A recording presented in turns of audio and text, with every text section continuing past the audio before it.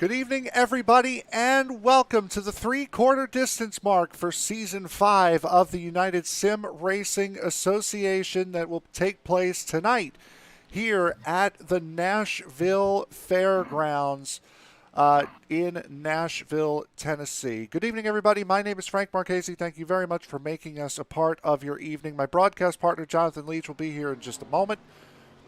Tonight, we've seen so many tracks here recently that revolve around tire wear, and this track is going to be very, very different. And we're very lucky to have Jonathan Leach in the booth here tonight, seeing as though he just raced here about 2 weeks ago with the Chris Cup Series on Sunday nights.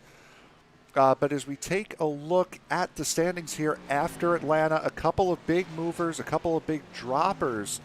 Ryan Jones, having not made it last week, dropping 7 spots in the standings, going from 9th all the way down to 16th.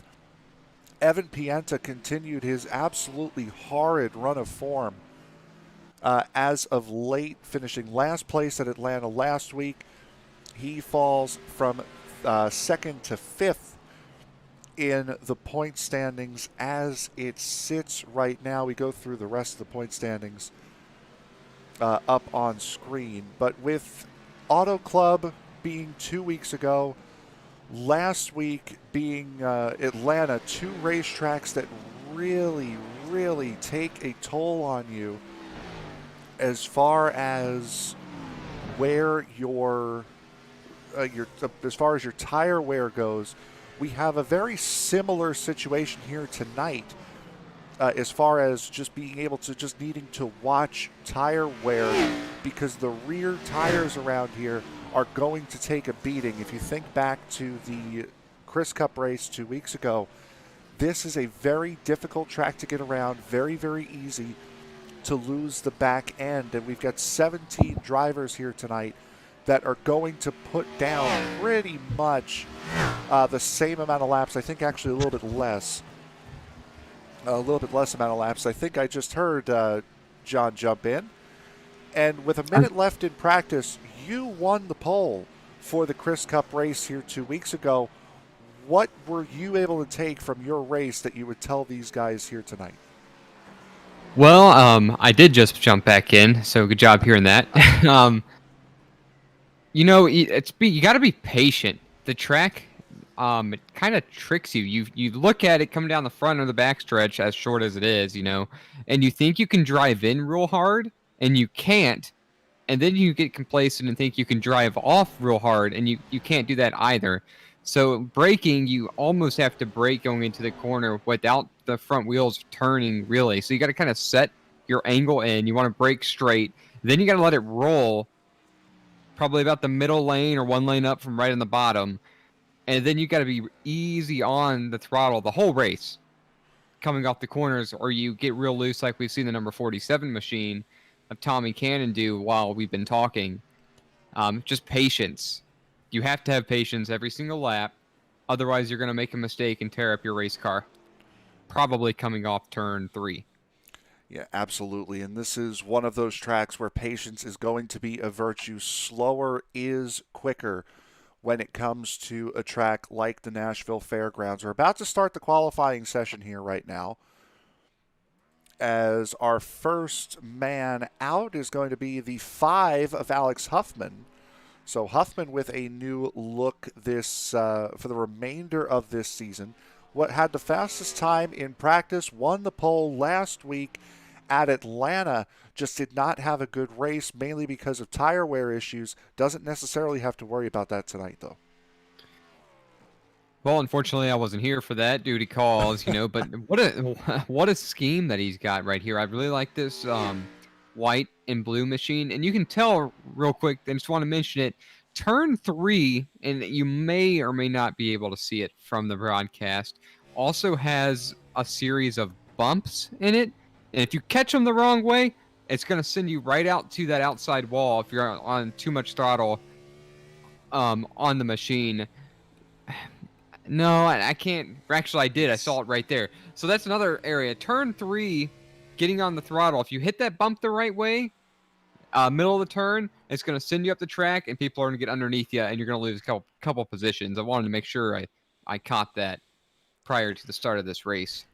You certainly could. As here comes Evan Pienta rounding, currently has the pole. Had a mistake coming off of turn 2 that slowed up his second lap. But Pienta, this is a track where he could really come to form. Had a couple of bad finishes, finished stone dead last week at Atlanta. Had a bad finish at Auto Club the week prior, finishing the last car on the lead lap. I think it was in 16th is where Pienta finished there. So the last time we went to a short track, it was North Wilkesboro, and he absolutely walked the dog on the field. This is a place where he could try to get his form back. Well, I don't remember how the North Wilkesboro race went. That was the only short track I drove with these guys, and I actually could keep up. And again, I'm not a bad driver. You know, Ryan Jones is in this league, and I've been able to run with him a few times, and he's really quick. But ended up getting wrecked out, and that was earlier on into the league, and these guys are a little more used to driving with each other again after taking a long break.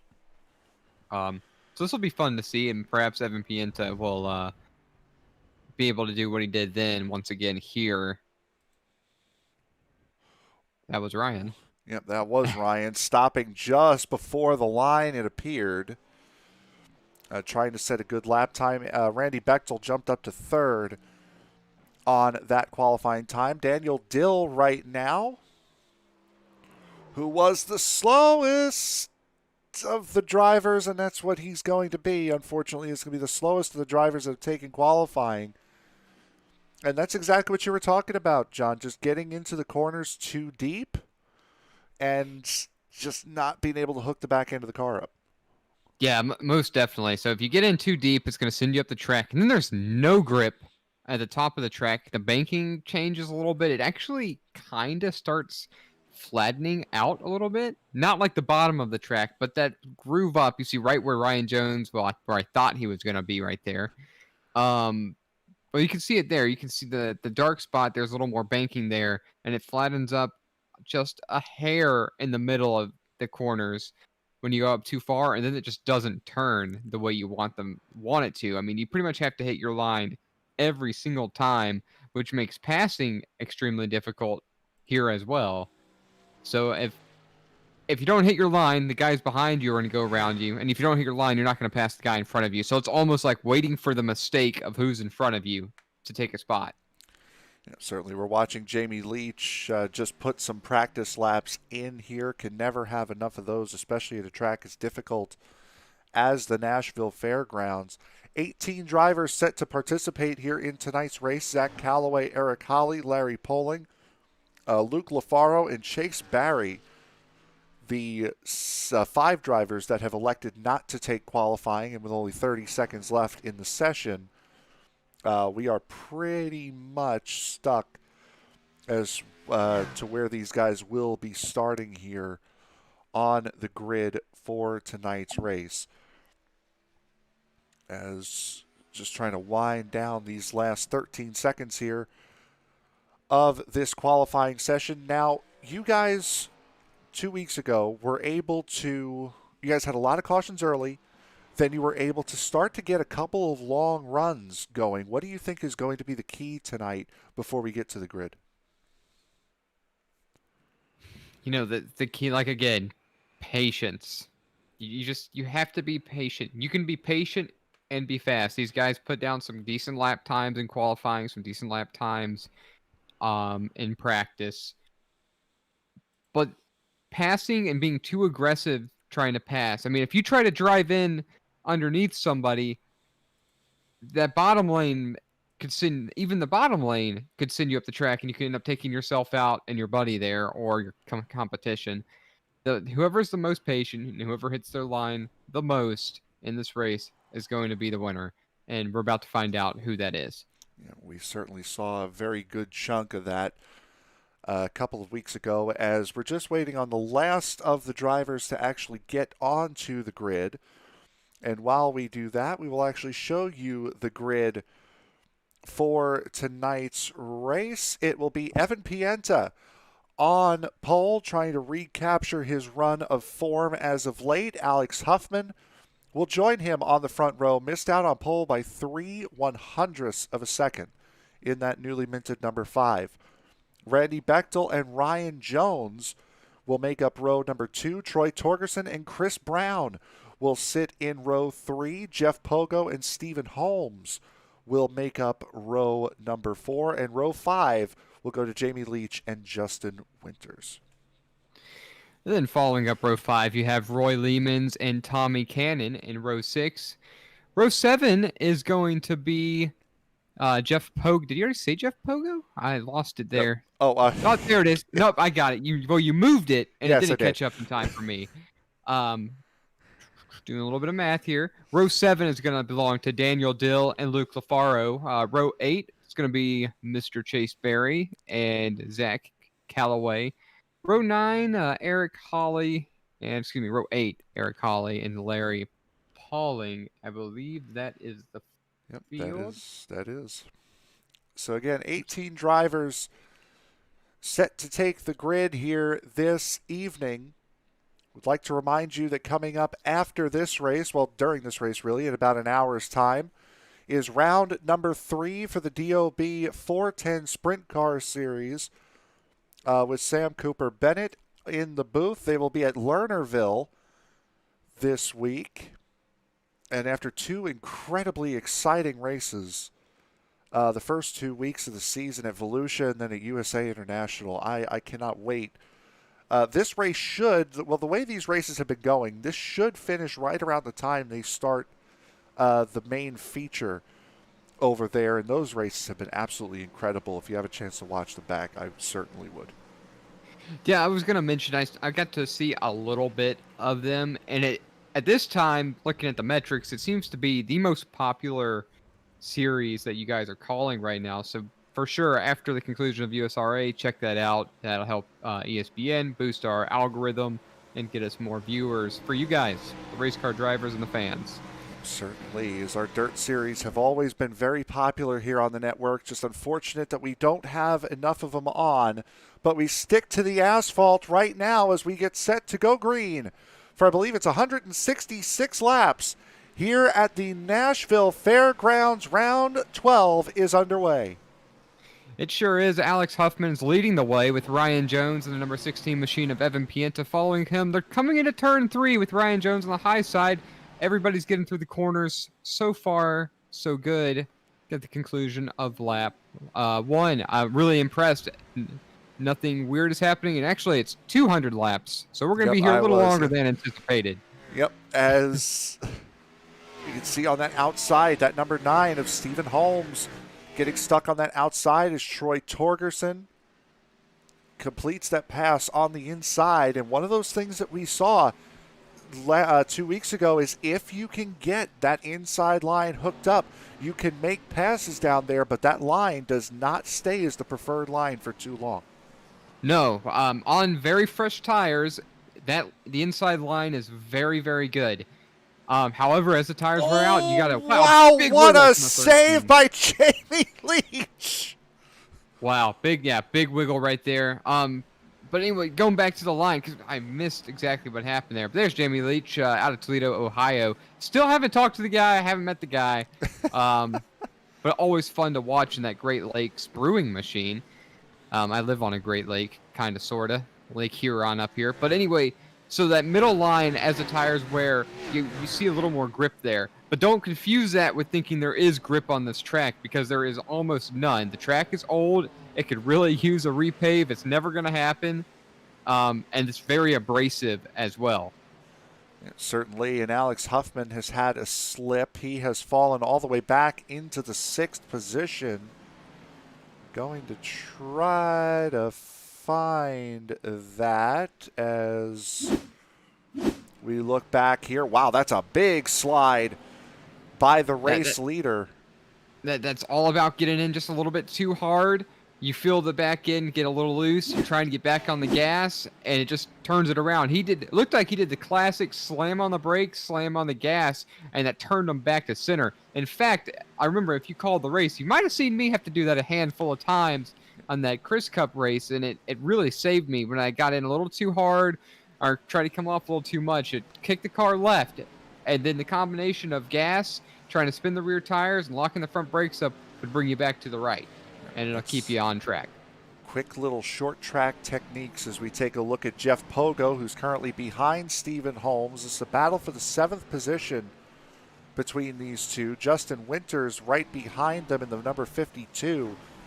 This run of form that Jeff Pogo has been on lately has propelled him right up into 3rd place in the standings, has finished off the podium only once since the turn of the new year. And we've had about 6 or 7 races with USRA, both official and unofficial, since the end of 2020, and he's been on the podium for all but one of those races. Wow, that's incredible. Certainly is. As you see here, this is a onboard shot of Jeff Pogo trying to work around that 9, and it's very... Go ahead. I was going to say, you just watch him. He gets in real straight off the gas for a long time, then gradually gets back on the throttle. Now he's back to full throttle when the car is totally straight. And, I mean, you're only on the throttle for a couple moments. In fact, when I was learning how to drive this track, I spent a lot of time watching, was it Luke Lafario, I think? Wasn't the guy? I know he was he's a Coke Series driver, and I was watching one of his Twitch streams, and that was how I learned how to drive the track. And he was doing it almost identically to how he was. Big slide for the 98, gas and brake. No, it didn't work out for him. Little bump. Caution comes out, and the slightest of nudges on that inside wall for the 98 of Troy Torgerson, and that's about as tame a caution as you're going to see around here. And that right there just came down to exactly what you were talking about. Just hitting that gas a little bit too early, stepping the rear end out, and tried his best to keep it straight the same way we saw Huffman do, the same way we saw Jamie Leach do. Unfortunately for Torgerson, just did not work out. Well, I mean, it almost seemed like he thought that, or he just kind of looks like he got on the brake and the gas just a touch too late. But I mean, so here's another thing about the track. You're going around before you realize you're going around. I mean, it's that fast. It just, you can do the same thing 10 times in a row, and time number 11, for some reason, it'll snap it loose or to snap the rear end around. And that seems to be about exactly what happened. Yeah, I mean, so quick. And that's another characteristic of what I had brought up before, as to how difficult it is to try to make that inside line work. As we're seeing some of the guys towards the back of the field, Chase Barry, Troy Torgerson, both in pit road right now. How difficult it is to make that inside line work when you're trying to make a pass. The deeper you get into a run, that's one of the main reasons why it is so hard, is because this track is so slick and so old as far as the surface goes. It's really difficult to try to make something like that work. Yeah, and you know, another thing about that low lane there is you've got 2 different amounts of banking on the front and the rear tires. So that lower line, the banking isn't as significant as where the right side tires are going to be. And I'm going to say the contact patch has a lot to do with it. And I actually got a really good view at one of those bumps coming out of that corner right there that was on the right side of the screen down low. And that causes a bunch of issues as well. And then you could see the number 20 machine kind of come up and down as it hit that bump I was talking about in turn 3. And that thing is terrible. That just sends your car to the outside if you're not ready for it. It's not a fun bump to have, but it makes the racing fun. It certainly does. So this is one of those middle of the racetrack kind of grooves here. Just a classic short track with cars that are probably a little bit too powerful to be running on this surface at this point. We're currently under our first caution of the evening, working lap 18, about to start lap 19. A single car spin by Troy Torgerson has put out the first caution of the evening, as we are about to go green here once again, this time by, and Pienta, as expected, is going to take that outside line. The outside line here is going to be crucial on these restarts. Yeah, and I would gotta be honest. Well, I don't know. I actually like the inside lane. Um, personally, when I drove here, but that outside lane kind of gives you the opportunity to make sure you on the pole or on the front row is probably the place that you want to be. I started from the front row only once in that race, and the outside lane seems to be able to get a really good jump, as you just saw right there. Yep, as Pienta had that preferred line with the grip on these older tires. Now Chris Brown trying to make a move in that number one, was able to get around Randy Bechtel. Bechtel, who had an off week last week, mainly because of a pit road speeding penalty on the second round of green flag pit stops. Bechtel came home, if I remember correctly, finished in the ninth position in that number 29, having just gotten back onto the lead lap as the race had ended. So Bechtel finishing as far back at the no, actually, I think it's seventh. He's where he finished. All of his title contenders still finishing ahead of him. Fortunately for him, though, that big points lead, he's allowed really to have. Well, he's earned that wiggle room of having a bad race and still not being hurt in the points, still leading by 42 points. Yeah, that's about a race. That's quite the points lead, regardless. Something I want to talk more about this race per se. One thing that I'm surprised that I haven't seen yet is I haven't seen anybody tapping the wall coming off turn 2 or turn 4. That is, the wall comes up on you real quick at this track when you're getting back on the gas. So kudos to these guys for being cognizant of that. And honestly, they're showing some outstanding throttle management from not getting into the wall. And for the most part, you don't see a lot of these drivers going up the track, as we mentioned, in the corners as well. So it's rather exciting as we're on lap 20, coming to lap 26 of 200. So an eighth of the way through already. Yeah, these laps tick by when we're going green here. These laps tick by incredibly quick. As you can see, the best lap of the race just clicking over into that 18-second bracket for these guys. Everyone's still on the lead lap at the moment. You saw Ryan Jones there peek out to try to get under, or to try to at least clear the nose off of Evan Pienta. And this is exactly what Evan Pienta did back at North Wilkesboro in round 4 of the season, I believe. Got out front, did not relinquish it. A little bit of a slide there coming through turn 2, but not nearly as dramatic as some of the other slides we've seen tonight. Yeah, I mean, you're going to fight a loose race car the whole night or whole day. In fact, during the day, it's a little bit harder to drive, and it's quite a bit looser to drive as Evan Pienta a little bit high on his line right there. Wow, 107 degrees is the track temperature. Yeah, this is a very loose, slick racetrack right now. It certainly is. Yeah, as I say, we ran it at night simply because it was so loose, because we did all of our practice during the day, and we decided that for the Chris Cup, it was better to push the race back a few hours in the virtual world for just that little bit of grip that a cooler racetrack would give you. And it really wasn't that much, but these guys are going to battle a loose race car the entire time. And if you don't hit your line just right, you're going to start seeing guys go around. And I think that could be a problem more towards the end of the race when you're trying to get everything that you can to increase your position in the point standings. Yeah, it certainly could. And as I had mentioned, we are at the 3/4 mark of Season 5. We only have 4 more races to go this season. We have Indianapolis next week, Phoenix the week after that, Pocono, and then we end the season at Charlotte. So only one more month of action for these guys, and I'm actually kind of upset. This has been one heck of a season, a bunch of great racing.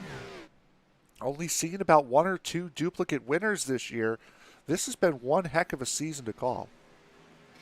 Well, and what's going to make that interesting is it's all going to come down to the wire, and you might start to see some changes with 4 to go, some more aggression, things like that. So, I mean, either way, it's been a great season, and the way I look at it is we're going to get to the conclusion relatively soon, and that's what's always fun.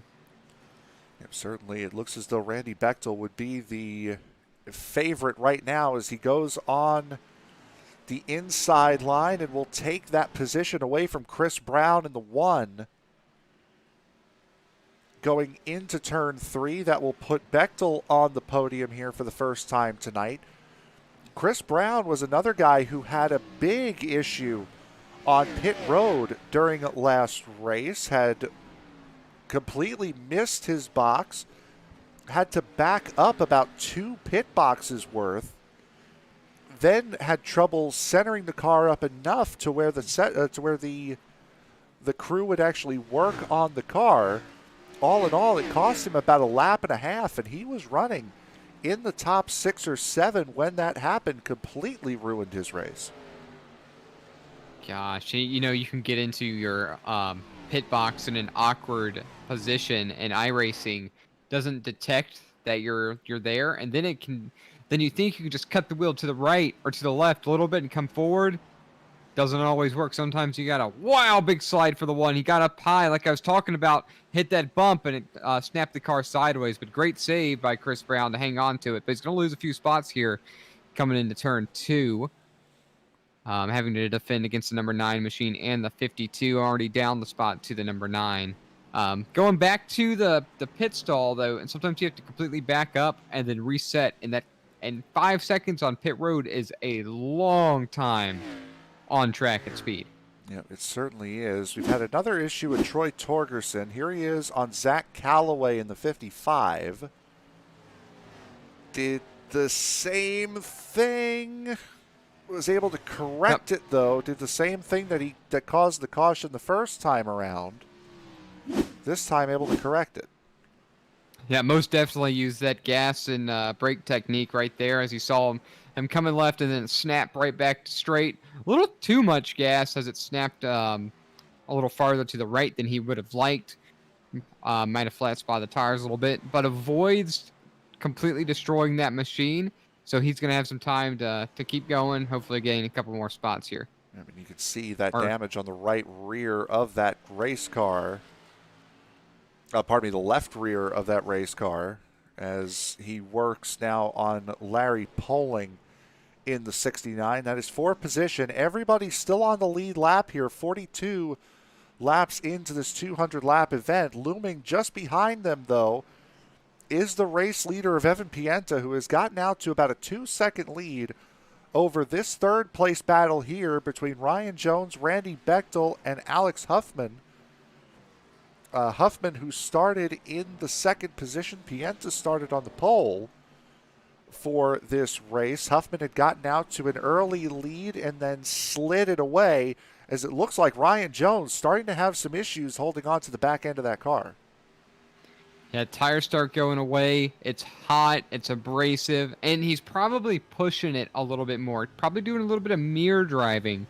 And when you do that, you can just miss your entry. And it can cause some trouble. Ryan Jones, if I remember right, did not participate. You see a lot of correction there. Turning right, just trying to stay straight. If I remember right, Ryan Jones he certainly was not here last week. At Atlanta. I don't remember if he was here for the Chris Cup race either, as he's really driving that number 91. Yeah, he sure is. He's fighting in a super loose race car. He's getting on the throttle a little bit too hard as he's trying to defend. And really you're fighting that all race, being that loose feeling, and it's getting worse for him as the tires wear down. And no, he did miss the Nashville race for Chris Cup, so he basically on whatever practice that he's done through the week to prepare for the race. I'd say he's doing a relatively fine job right now. And I was not aware that he missed last week either, which is unfortunate. Yeah, had an internet issue that kept him out of last week's race, as you see him falling from 2nd down to 4th position with Stephen Holmes behind him, and he just had a big slide. Did the 91? And that's something else about the track. You can lose it going straight. Yep. Just a little wiggle coming out of the corner. You get back on the gas, it'll snap it loose coming into the next corner as he's sliding right here. He's going to have to start calming down. He's going to lose too many positions. And correction on that, I do remember him talking about his internet issues last week, and that's unfortunate Yep. as well. And he's going to have to be real careful. He's lost 7 spots now to 8th. He's going to have to hunker down and calm down so he doesn't lose any more. Yep. Over the course of the last 3 laps, Ryan Jones has gone from, as you had mentioned, John, down from the 2nd position all the way down to 8th place in that number 91. So not a good run going for him. As we take a look back up at 2nd place, this is Randy Bechtel. Running times very comparable to our leader, Pienta. Pienta still stretching out by about 1/10 of a second every lap. Virtually identical laps last time. Bechtel, as we've mentioned, one of the guys that has been absolutely fantastic at saving tires over the course of the season. And just because you don't need to worry as much about saving tires on a track like Nashville doesn't mean you don't have to worry about it at all, as I think Ryan Jones is finding out right now. But these slow speeds have helped guys like Evan Pienta who have had problems saving tires this year. Alex Huffman having problems saving tires this year, really helping keep these guys up in the positions where their speed would suggest they would normally be. Yeah, I mean that's true. I tend to agree with you. However, lap times have fallen off about 1 second and a quarter to 2nd and 3/10. I'm trying to figure out what I'm really trying to get at right here. Fastest lap of the race is Alex Huffman at an 18.75. Fastest driver on track as of right now was Evan Pienta. He ran a 20 flat last lap. This time he's going to run a 20.2. Bechtel runs a 19.9 as the caution comes out. Yep, and there is Ryan Jones. Looks like this. I don't see any damage, but yeah, no, this might be another issue that, like what Torgerson went through. This is turns 1 and 2. Well, you see that big dip in turn 2. Good save. Good job right there. Yep, that's impressive. Yep, I would rather lose a couple of spots and cause a caution rather than lose the entire car, and that's what Ryan Jones just did there. Lost a couple spots, kept the car, and first round of pit stops up for order here. Absolutely. These guys have about 55 laps on their tires, if I read that correctly, or was it 54? Either or. That's a long way to go on these tires here, especially when the track temperature is 107 degrees. I know we're talking about tire saving. You're really not saving, but this really wears down on the tires. And now here's the next thing. The car is about to start driving a whole lot different. You're going to feel like you have more grip. You don't really have more grip. You do, but it's not going to behave that way. You're going to you could get in over your head, and you might see a couple guys go around coming out of the corners pretty quick here, as that was a problem in the Chris Cup, and for myself. So it's going to be a matter of, you got to remember, it's going to drive a whole lot different. Yeah, now, I would be interested to see what Daniel Dill did on his pit stop. Now, Dill came in. He was towards the back end of the top 10. And Dill is going to be the first driver out of pit road. He had entered, he was only stopped in his box for 5.3 seconds. I actually, I'm not sure if our SDK is wrong here, but I'm showing his pit lap was 16. So did he actually pit? He did. That's weird. Yeah, we're watching it now. The 81's at the back end of this line. Yeah, I'm showing everybody pitted on lap 56 or 57, and it shows him for lap 16. Did he miss his spot here? Yeah, he drove right through pit road. Oh, my.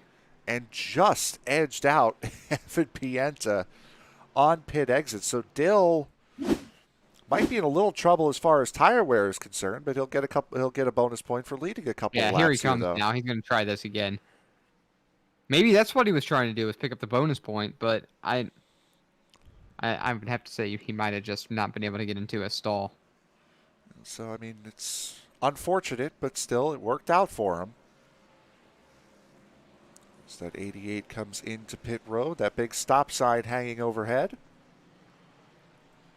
And he will graciously return the lead back to Evan Pienta as we get set to go green flag racing here for just the third time. It'll be Pienta and Huffman set to lead the field down here for the green, just as they had done at the beginning of the race. John, take us to green. Absolutely. As that Pace Mustang you see starts to pull off, you have Evan Pienta, Alex Huffman up here in row 1. Behind them, you got Randy Bechtel, number 9 car of Stephen Holmes. Smashed the right pedal on the ground. Number 16 of Evan Pienta jumps out to the lead, quickly coming into turn 1. Single file behind him back to 4th. Side-by-side racing involving the number 4 machine of Jeff Pogo and the 52 of Justin Winters. Still side-by-side coming into turn 3. Yeah, doing a great job side-by-side. We've seen a lot of side-by-side action here tonight, and Jeff Pogo started to fall off a little bit in that last run. We saw him pass the 9 of Stephen Holmes, got repassed by the 9, now trying to work that inside against the number 52 of Winters. A little bit of a slide from Winters, but this is that flatter inside, not working out quite as well. But on these fresh tires, you can make it work, and he's going to do it. Yeah, he's going to just barely slide up there in front of Justin Winters. And I think one of the things he was also battling was he couldn't get on the gas as fast as he wanted to. Not that you get on the gas fast here, but couldn't roll into it the way he wanted to because he had a car on the high side and doesn't want to come up and clip his competition and effectively take them both out of the race. We got another side-by-side battle here between the number 20 machine of Luke LaFaro and the number 1 of Chris Brown. And now I see where I got that Luke LaFaro name. So that wasn't who I was watching trying to learn how to drive here. But boy, my bad. was a big knock that LaFaro just took. We'll go back and look at it again here. Ryan Jones look at still it from overhead. This is LaFaro and Brown, as John had mentioned. Brown hits that wall and actually picks up the right front of LaFaro's number 20. So it was a big knock for the 20. Only loses an extra position, though. Yeah, not a big deal. A little bit of short track racing. I don't think it's going to affect the car. Whoa! Wow. Super loose right there trying to hang with Evan Pienta. He's relatively close to him right there, and he was just trying to get on the gas as hard as he could there to keep up with him. So here's the thing, too. When you start sliding it here that much this early, you really eat up those rear tires, and it's going to cost you if they have another 50-lap run like they did to start the race. And I'm noticing something with Evan Pienta. He is coming off the corners a lot wider and a lot straighter than anybody else as the caution comes out here, and it will be the 74 of Roy Lehman's in trouble. Looks like the car's clean, so it must have just been a single car spin, or he got up high and was on the brakes. But back to Evan Pienta real quick, unless you want to try to catch what happened. Yeah, we're gonna he definitely... Here, we'll see what happened and then move to that. Just in too hard. Well, and he caught part of that bump, I believe, or one of the bumps that are all over the track, and that just kind of upsets the rear end a bit, and man, it just goes around. Yeah. So easy to spin it here. And nicely done with how narrow a line. He essentially spun in just one lane. So very nicely done there by Roy Lehmans to not touch anything. Yeah, rather impressive. We're going to see him come down pit road. I'd take some fresh tires after that spin. I would consider it.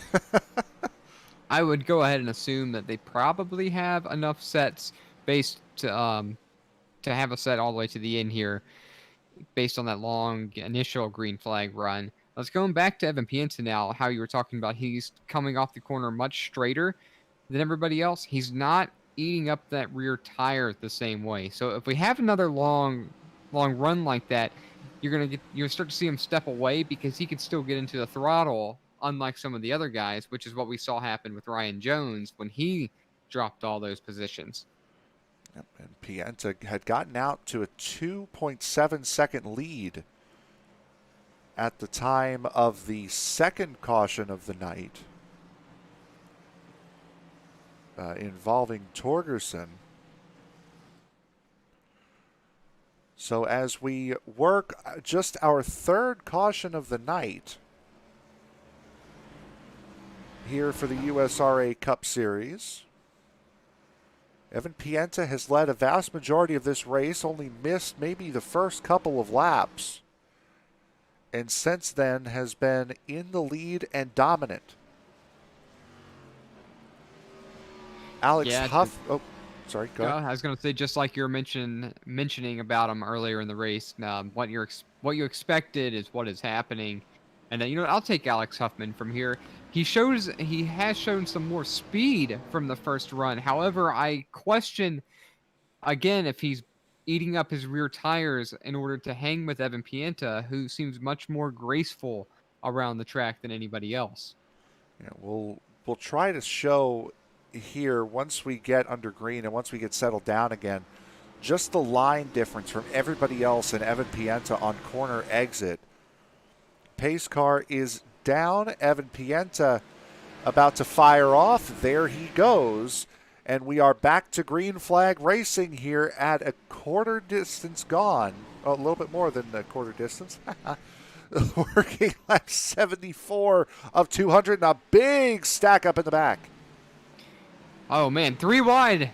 Wow, I don't know how that, if that it didn't go in there 3 wide. If it went in 3 wide, that could have been a mess. But Ryan Jones cleared him. Big wiggle down the front stretch here. Just what I was talking about. You can get loose on the straightaways too, and you got to be careful with it.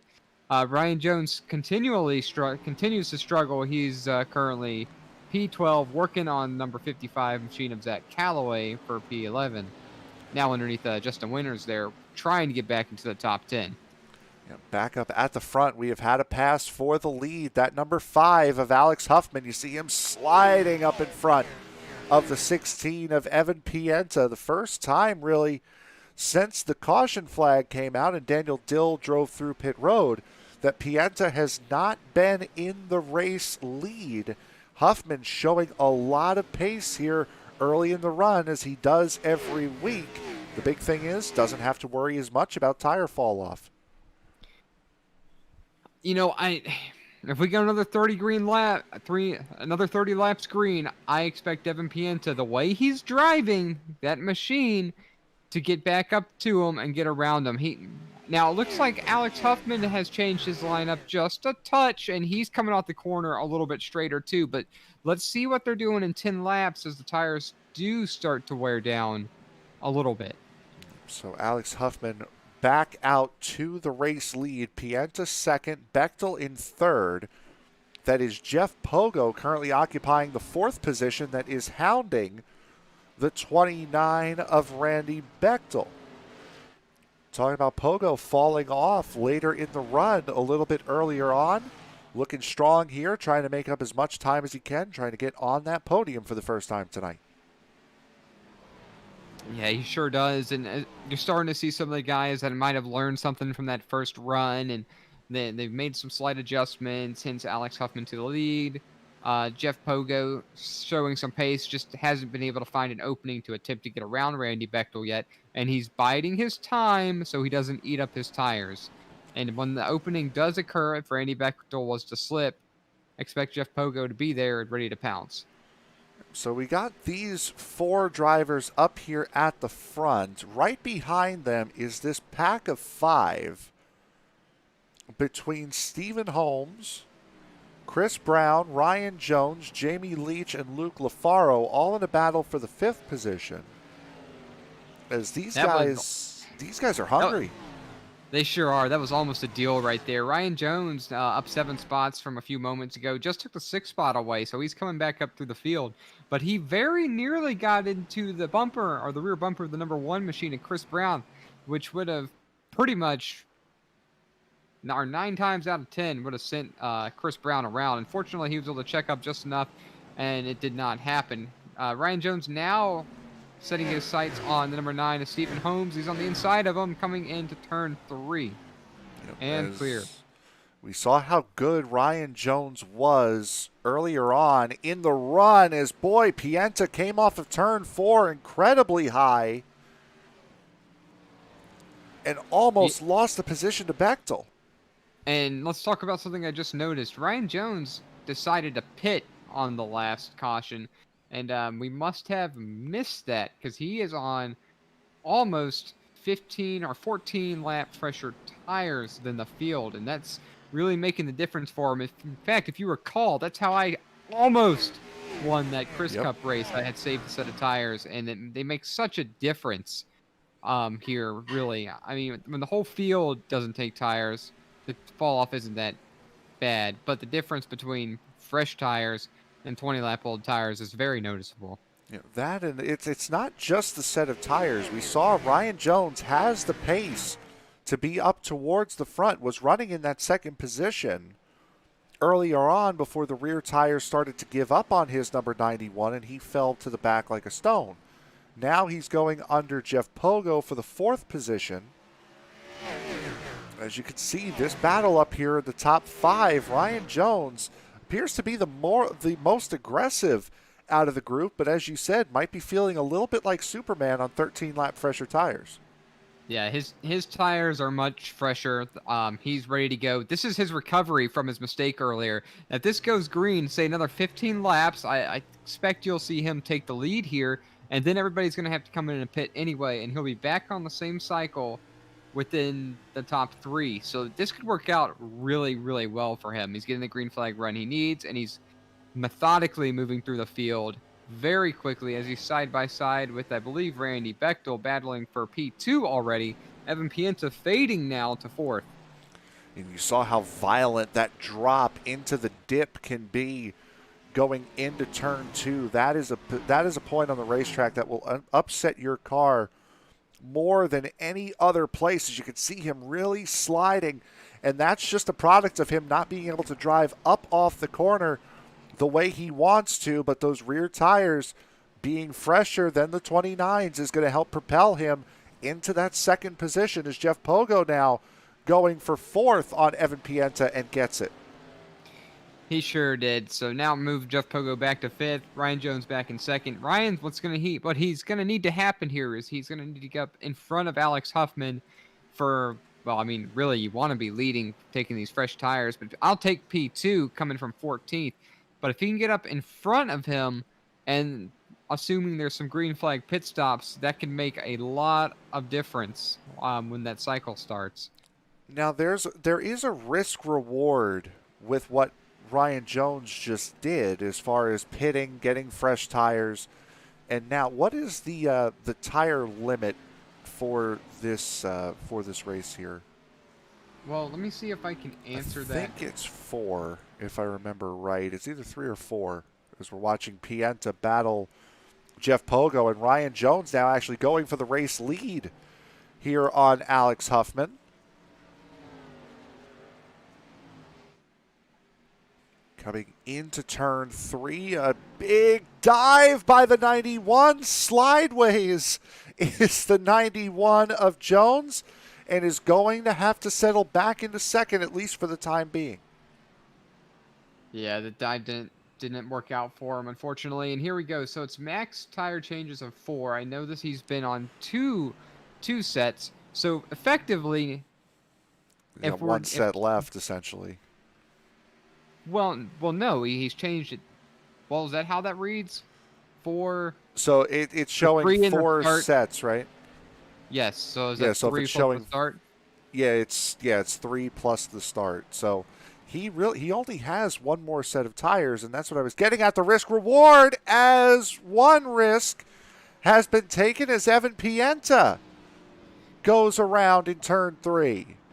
Yeah, then you know what? That being said, this is not what Ryan Jones needed. So, what Ryan Jones is going to need to do, he's going to have to stay out. And he's going to have to run his line and He hasn't race taken very your defensively. he hasn't taken your advice. He is into pit road. Is the 91. Unless he didn't take tires one time, but I'm almost certain he did. And if this is his last tire change, makes me a little bit nervous He would for him. have to do pretty much half the race on just one set of tires. After we get through this pit cycle here, we will take a look and see what happened with Evan Pienta. Boy, that crisscross trying to get into pit road or into your pit box, very, very sketchy sometimes. As Huffman wins the race off of pit road. So let's see what happened with Evan Pienta. Last we left him, he was in close battle with Jeff Pogo, and I think may have had a meeting of the minds. No, just went around on his own. Back end came out. Yep, another single car spin. Tires kind of wearing out. A little surprising to see that he's falling off a little bit. I'm rather surprised considering how he was running earlier. But good job. Keeps it out of the wall or just barely grazes it there. He's got time to come and fight. That was almost really bad for the 74, but has time to regroup and get back up to the top 5. Certainly does. Has about half of the race to go here. As Pienta is going to be forced to give up a lap here. Since he came out of pit road behind the pace car, Pienta is going to be forced a lap down now. And with that, he will be the first car one lap down. The only other drivers not on the lead lap are Justin Winters in the 52 and Larry Poling in the 69. Those are the only other drivers that are not on the lead lap at the moment. Daniel Dill, who came in under the last caution, the same caution that Ryan Jones pit under, has decided to stay out, and he will not come into pit this time and will put Alex Huffman on the inside of the number 5. Yeah, so then I kind of like this from Daniel Dill if we assume that he's got only one set of tires left. This is where you kind of keep what you can get. Hope you maybe only fall back to row 5, or excuse me, to 5th or 6th, and then you're able to put on those tires for the end of the race and retain a top 5 position. Great start by the driver, the 81. So Daniel Dill is off to the races, no pun intended. As we go into turn number 1, Alex Huffman, though, is right on his inside. And this would make sense. Huffman was the quickest driver in practice, second position in qualifying. He has certainly got the pace, unfortunately, on the 81. And now Dill is going to start falling. Yeah, what he's going to need to do is get down in front of the number 29 machine if he can. He's unable to. He really Big needs wiggle. to. Oh, man, he's in the wall. This is not going to work out for him at all anymore. He's going to drop too many positions too quickly. That's unfortunate for him. Yeah, Dill just not having a good time on those older tires. You can see that 81 slipping and sliding as he heads out of turn 2 and into turn 3. He's also just not comfortable running that second groove up at all. I mean, the second groove up is more difficult to drive, and trying to be respectful to your other league mates, it's harder for you to want to dive in there because you don't want to squeeze them down or risk them hitting you. Yeah, the outside lane here is very difficult unless you have fresh tires to pass, anyhow, I should say, especially when you have old tires, 2 fresh tires that are on that second groove up. So he's just trapped on the outside and dropping like a rock that you threw out into the lake just very quickly. First to 10th in a matter of laps. Again, those are not for position that the 19 is hitting, and now the 11 hits the wall hard. On the inside, we're still green. Now the caution comes out. but Chase Barry with hard contact on the inside wall. Caution number 5.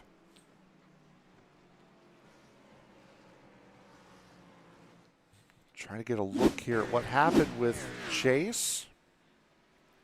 I assume too hard out. Looks like netcode had something to do with it. Yeah. Or some internet connection, some blinking.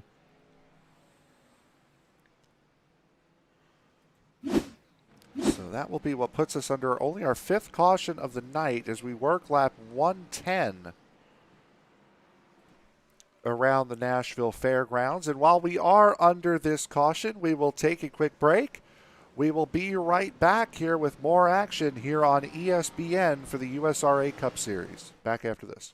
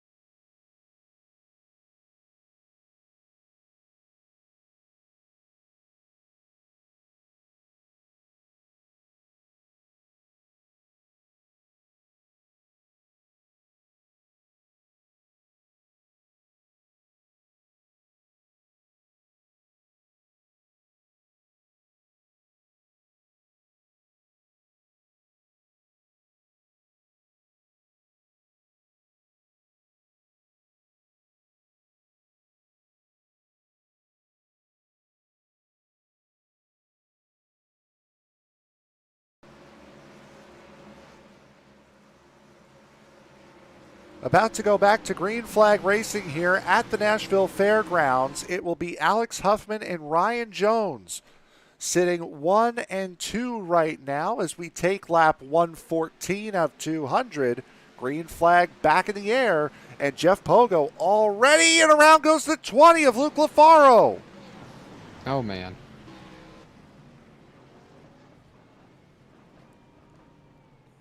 Stephen Holmes stops to avoid contact. It looks like Lafaro might have gotten a little help going into one there.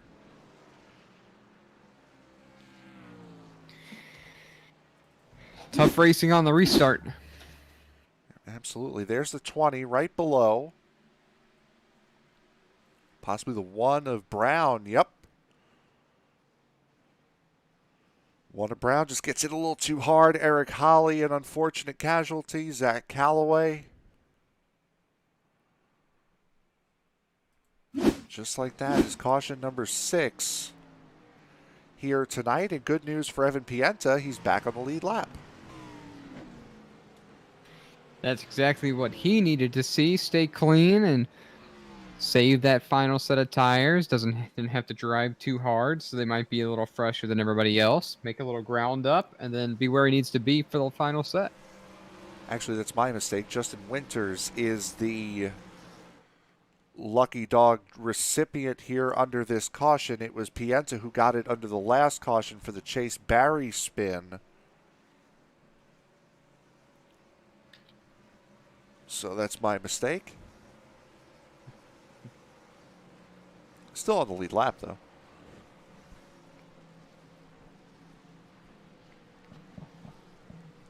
So as we work caution number 6 here tonight in what has been an incredible race, incredibly clean. We've had a couple of decent green flag runs, and to my recollection, that was the first actual incident involving more than one race car. Yeah, it sure is, actually. Everything else has been single car spins. Troy Torgerson has had a couple of issues. He's back up into the 7th position. Is Torgerson in that number 98? Eric Holly just had that moment. Jamie Leach has had a couple of close calls tonight.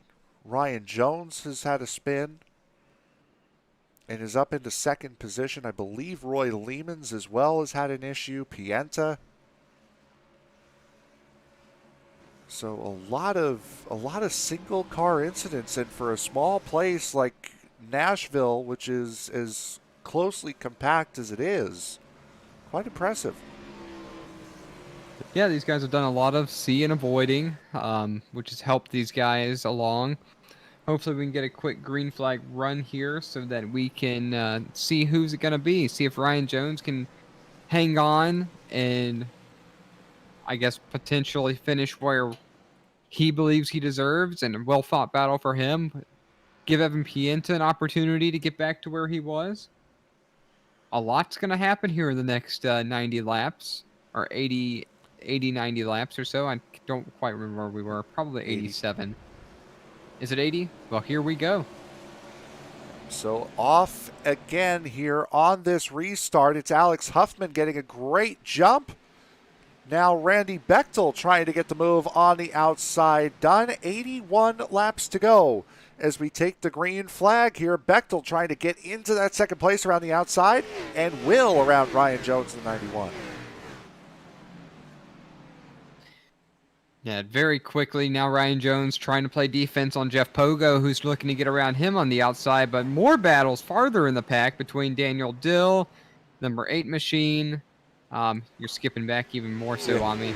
Pienta had a moment coming off of turn 4 there and has slid him back now. The last driver on the lead lap. The only driver not on the lead lap right now is the 69 of Poling, currently shown 4 laps down at the moment. As Pienta, the work that Pienta had done right at the beginning of this run has now gone for naught as he has to do it all over again. Yeah, he sure does. Still enough time. You saw Ryan Jones go from the back to 2nd rather quickly. He's not out of this yet. Just be patient. I mean, perhaps he's going to try to save a set of tires till the end where nobody else has it. And if the tempers and the pace is going to pick up, the aggression is going to pick up, he could get that perfect caution that allows him to have fresher tires than everybody else, and he could maybe do exactly what Ryan Jones did earlier. Certainly, as you can see, that is Eric Holly actually coming down into pit road in that number 8. So Holly felt something that he did not appreciate out of that Ford Mustang, so he has brought it to pit road. Remember, Holly had taken a hit there under that last that caused that last caution, the Luke LaFaro incident. Back up here to the front, Alex Huffman, Randy Bechtel, Ryan Jones, Jeff Pogo, and Chris Brown, your current running top 5. Like to thank everyone who is watching either on Facebook or here on YouTube. Jeff Chandler watching from work at GE Aviation, enjoying the broadcast. Thank you very much. And yes, we definitely will see you at Indianapolis. Jeff Chandler, who put on an absolute clinic last week, did the same thing at Auto Club and now going to Indianapolis. Has won the last 2 races he's participated in that number 33 as the caution comes out here once again. This time it appears, I would have to assume maybe Eric Holly, or no, he's been in pit road. Let me see. I couldn't tell you. Yeah, let's see. Maybe Luke LaFaro's camera might have some. Oh, it's up ahead of him. I just didn't register as a crash because it happened on track. So let's go back. Nobody and see went around. Just a big hit there. Ooh, Roy Lehman's. Wait, look at Evan Pienta stop on a dime to keep from running into that. That was amazing. We're going to go back and see it again here. What has brought out this caution? It's Roy Lehman's in the 74, going to get loose on the outside. Gets hit by the 11 of Chase Barry, but the real move comes with Evan Pienta here. We're going to ride on board with Pienta. Watch this stop. It's going to happen in front of him.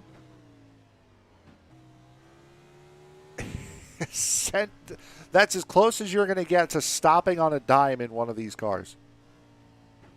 Yeah, that was rather quick. So we're going to stack them up again. Looks like everybody's coming down pit road or coming off pit road.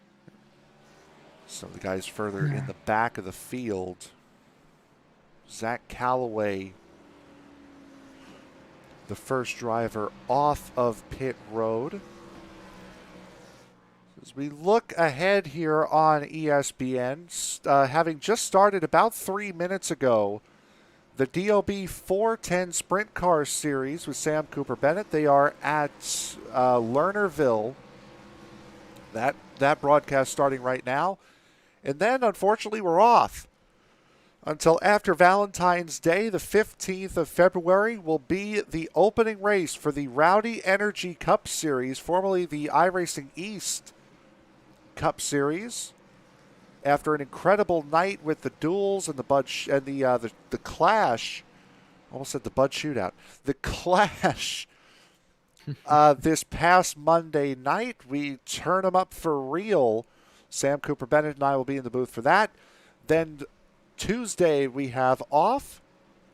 Coming up after that on Wednesday night, it'll be Sim Racer's Edge from Monza. Then it will be round 12 of the USRA Cup Series season at the Brickyard.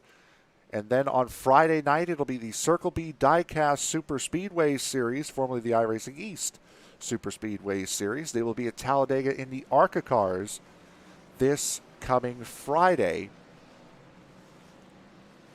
On Saturday, it's back with the E-Formula Series, and then Chris Cup returns at the Daytona Road Course coming up next Sunday. Now that's going to be an interesting race that I'm going to be in. It certainly will be. I'm still debating as to whether or not I want to broadcast or race it. As we come back as we go back to green flag action here. There goes Alex Huffman. Got a great jump this time, already out to a half a second lead here on this restart. Jeff Pogo gets the advantage being on the outside, and we're off and running again with just over 65 laps to go.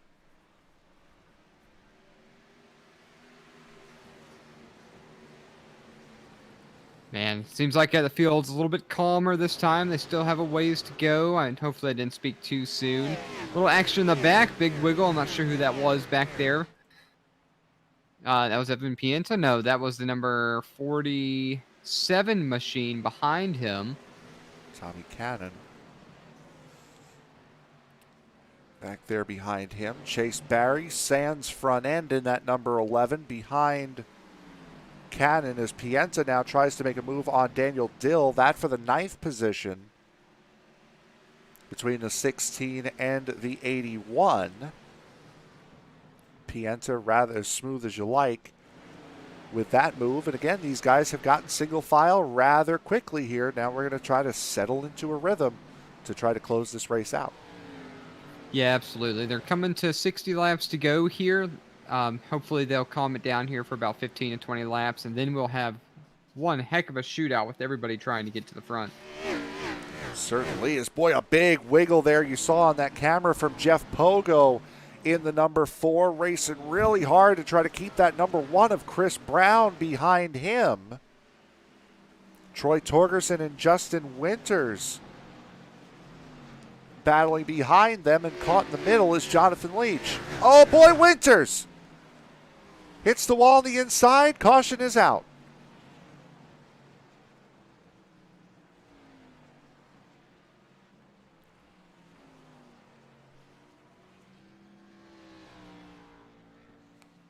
I mean, that was pretty academic as to what would have happened there, but we'll take a look. It's Winters racing with Torgerson. And just too much gas too early in the number 52. Hits that wall pretty good down there on the inside as pit stops have begun.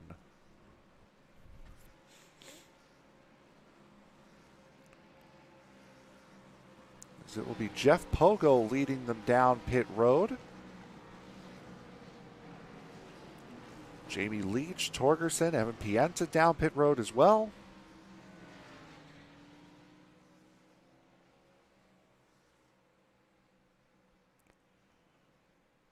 Some of these guys taking, all of these guys taking tires, it would appear, as Pogo wins the race off of pit road from Jamie Leach.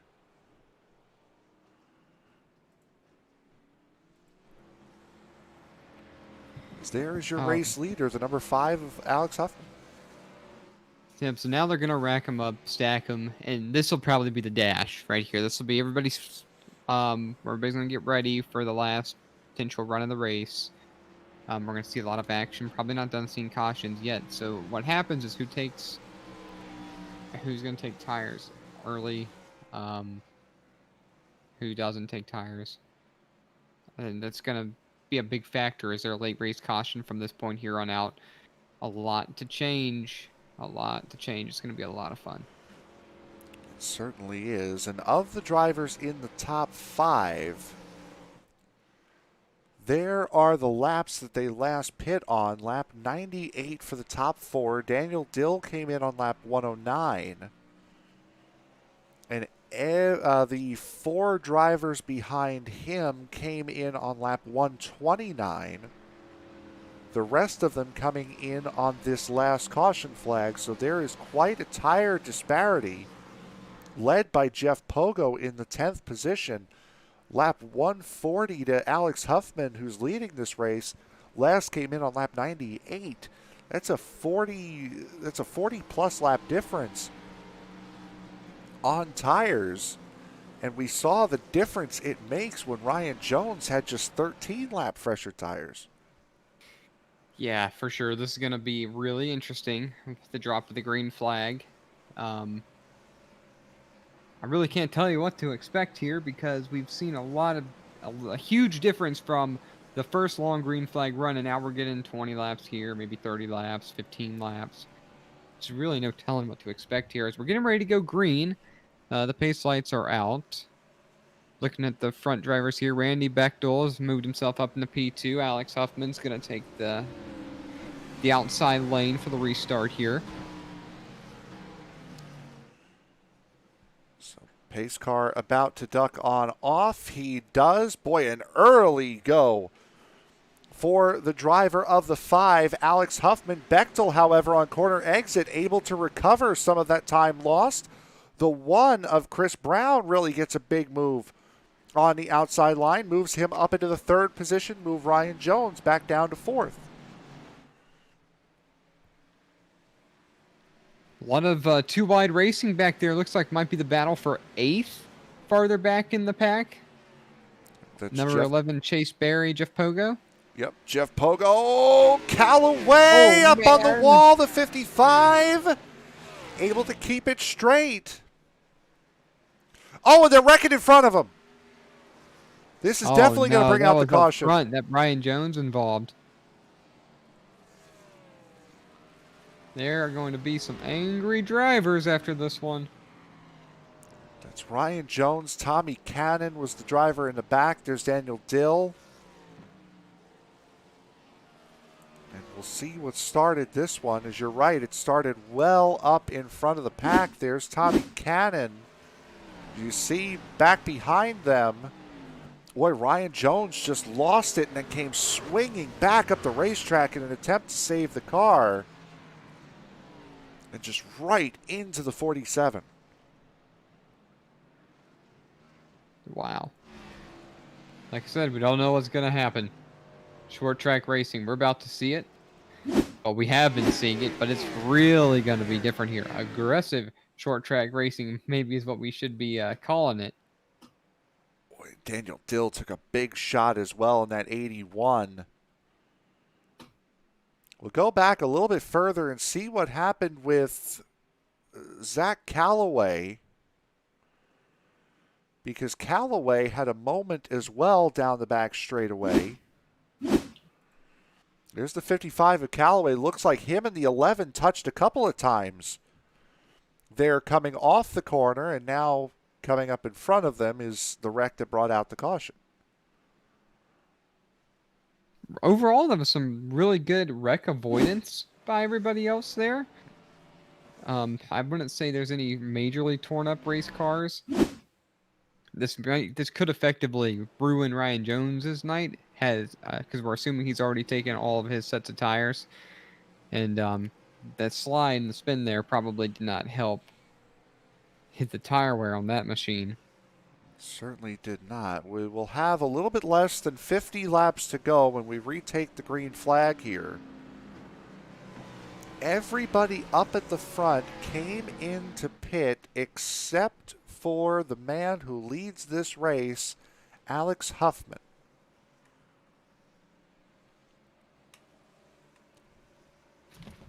That is more or less an interesting strategy call. Sure is. I don't even want to guess how it's going to work out.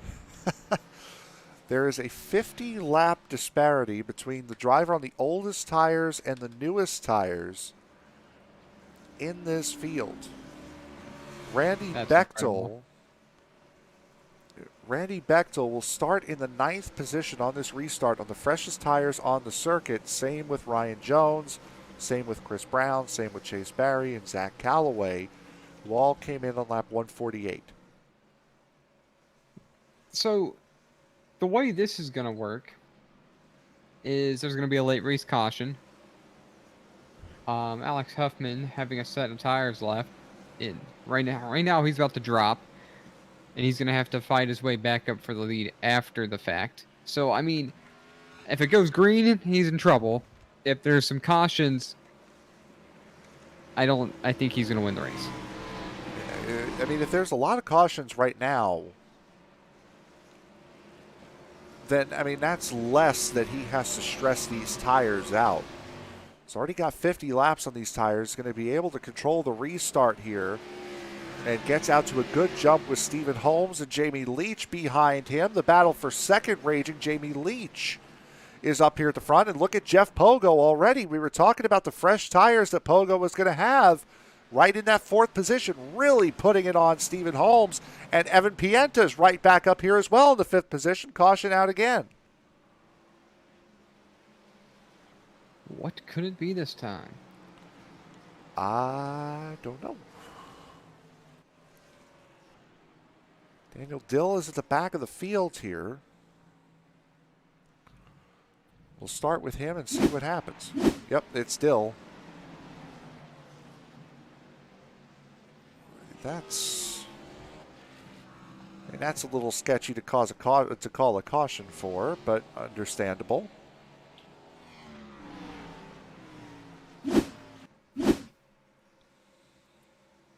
Ryan Jones in again. Daniel Dill, Luke LaFaro hit pit road. Alex Huffman decides to stay out. So what we're going to do here is we are going to take another quick break. We're going to be right back as we get set to bring you the final about 40 laps of the USRA Cup Series Round 12 from the Nashville Fairgrounds. Back after this.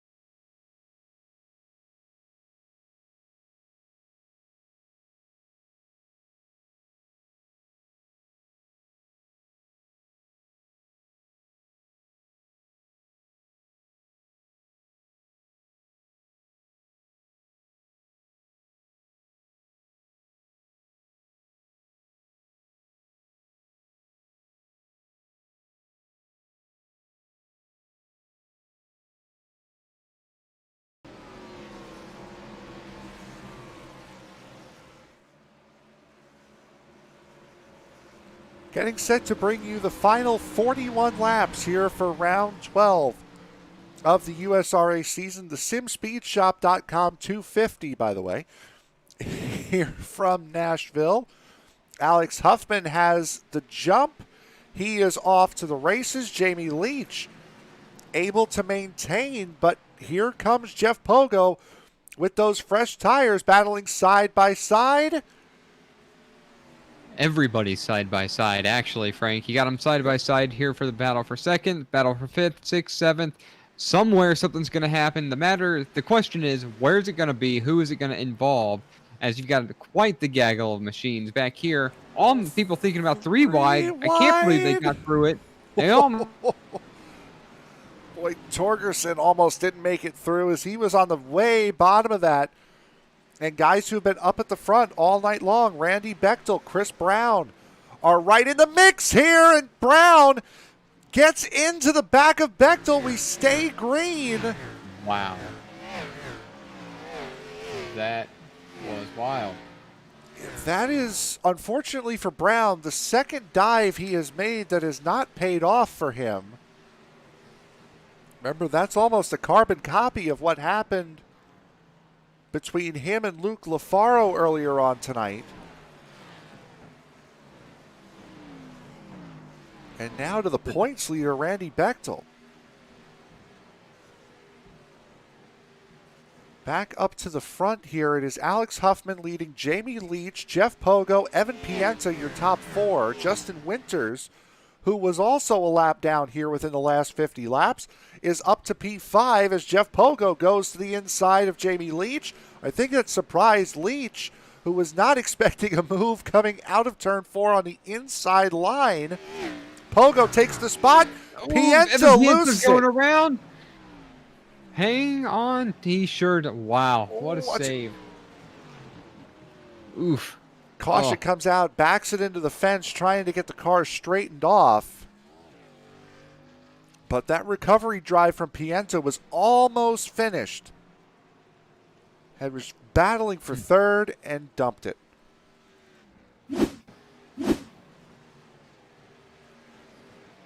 crazy. I mean, this track is just so difficult when you start getting down to the wire and everybody's fighting for everything that they can get. It just it's hard. It's a very hard track to drive side by side in, which is what surprised me about the 3 wide racing farther in the pack. I can't believe they got through. And these guys here, they're just looking for the same spot to get the best drive off they can coming into turn 3, and it just didn't work out for Evan Pienta. It certainly did not, as Pienta is in. Another driver worth noting is in pit road, is the man who is just going around Pienta right now. That is the 5 of Alex Huffman. He has given up the race lead and will fall back to 10th position with about 30 laps to go when we hit the green flag. Question now being, is that going to be enough time to get up to the front? We watched Ryan Jones get through the field rather quickly. I think Alex Huffman is just a touch faster than he was earlier. I don't think he's going to have too much of an issue as long as he doesn't catch these guys side by side too much. So he can't take his time. He's going to have to go quickly, and he's going to have to he's going to have to use that preferred line. Well, I guess it's really not the preferred line, but he's going to have to use the low line to get around these guys who start struggling on their tires. But again, I still expect on this strategy that he's the guy to beat. You mentioned Ryan Jones, and during that last run, Ryan Jones has called it an evening here tonight, and this is why. Him and Daniel Dill. Oh, man. Spins it around backwards, keeps it straight. The caution was not called for this. And then from there, that was the end of Ryan Jones' evening. Not the race he was hoping for after showing a lot of speed. Yeah, certainly did show a lot of speed earlier on, and then that caution that came out where he had fallen back from 2nd to 10th in about 2 or 3 laps. That was really the beginning of the end for Ryan Jones as far as his race is concerned. We spoke about Jeff Chandler being in the YouTube chat. Sarah Mays also backing Justin Winters. He got his lap back and is currently sitting in the 3rd position. So a very good run for the 52 here tonight. Yeah, it's always good to see people comment and talk about the drivers. I mean, I enjoyed that, to know people that jump in here and want to talk about the driver they're following. But here we go. Pace Mustang is going to come in. I guess I'll just take it over here. Yep, go Jeff for it. Pogo and the number 13 machine of Jamie Leach are going to lead him to the line. Smash the right gas pedal. Jeff Pogo is going to lead them into turn 1 as Jamie Leach follows him going in there. Side-by-side racing for 3rd. Justin Winters is going to have the spot for now, followed closely behind by the rest of the field. Yeah, and that was very interesting. That was the first time, other than the initial restart, that we saw the driver in control on the restart start on the inside line. We have 30 laps to go. Right now it is Pogo, Leach, and Winters. Troy Torgerson, who was just spinning around a couple of laps ago. Chase Barry in the back. Hung on to it, though. Yep, certainly did. There's Barry in the 11. Battling with Luke LaFaro and Daniel Dill, 2 guys that have certainly been through the wars tonight. Roy Lehmans, who had just had a big accident not that long ago. Right now running in the 4th position, Troy Torgerson, who brought out one of the more recent cautions, back up into 5th. And right behind them is a battle between Randy Bechtel and Alex Huffman. Huffman in that 5 up to 7th position as the caution is going to come out here. And I believe this one's Evan Pienta again. It is. Evan Pienta, number 47 machine. This is what Alex Huffman needed, though. Another caution to let his tires kind of cool off. And, I mean, I still don't think he's going to run out of time. We're coming up to 25 to go here. It will probably be about 22 to go. But he's up to 7th now. They're going to be side by side again. So he's going to be row 4 on the inside line, I believe. That's right where he needs to be. I mean, aside from first, that is, but I would be happy with that position restarting here in the next few laps, personally, considering where he started from. I wouldn't, me personally, I wouldn't have too much of an issue with it, as working under caution again here, coming up on 25 laps to go. We have 25 laps to go right now. Current lead of the race is Jeff Pogo, Jamie Leach, Justin Winters. Your top three, Roy Leemans and Randy Bechtel. Rounding out the top five, Troy Torgerson, Alex Huffman, Stephen Holmes, Zach Calloway, and Larry Poling, who is back on the lead lap, up to 10th. Here we go. Yeah, I don't think we're done seeing cautions. We're going to see another two. Probably a green-white checker somewhere in here.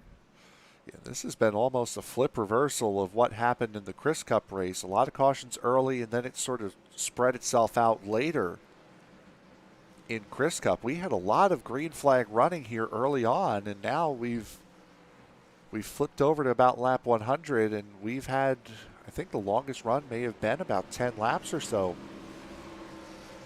here in tonight's race, and that's mainly a product of the racetrack.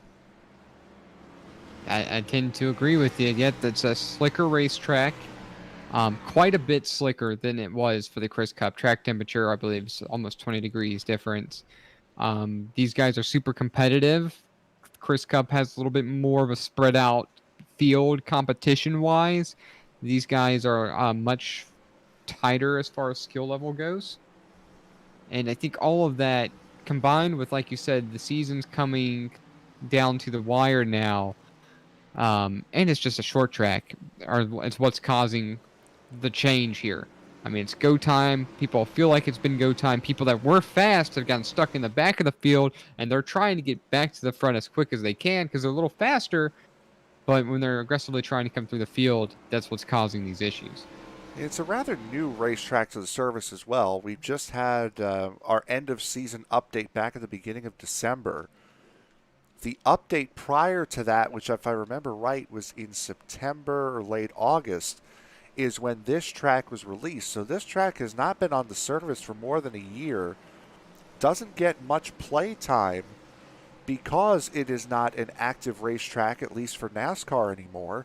So you have a bunch of lower series like the super late models or the late models or ARCA that come here, and those are series that are not really popular with guys. Once you get to a certain skill level, you're running mostly either truck, the Xfinity, or these Cup cars here. If your license is high enough, as we get set to go back to green flag racing, take it away. Here we go. You got Jeff Pogo, and it's coming to the line. He's going to step on the gas, coming out of turn 4.